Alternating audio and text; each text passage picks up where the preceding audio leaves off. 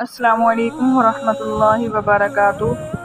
رسول اللہ صلی اللہ علیہ وسلم نے فرمایا کہ ہر چیز کا دل ہوتا ہے اور قرآن پاک کا دل سورۃ یاسین ہے۔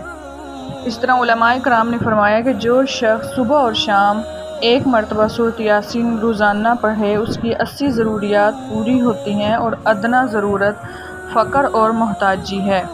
اپنے تمام حاجات کو پورا کرنے کے لیے نماز جمعہ کے بعد قبلہ کی طرف منہ کر کے بیٹھیں اور سورۃ یاسین کو 3 مرتبہ اس طرح پڑھیں کہ پہلی مبین پر پہنچے تو سورۃ اخلاص 3 مرتبہ پڑھے، دوسری مبین پر پہنچے تو سورۃ کوثر 3 مرتبہ پڑھے، تیسری مبین پر پہنچے تو سورۃ علم نشرح 3 مرتبہ پڑھے، چوتھی مبین پر پہنچے تو سورۃ فاتحہ 3 مرتبہ پڑھے، پانچویں مبین پر پہنچے تو آیت الکرسی 3 بار پڑھے، چھٹی مبین پر پہنچے تو یہ آیت اللہ لطیف بعبادہ یرزق من یشاء بغیر حساب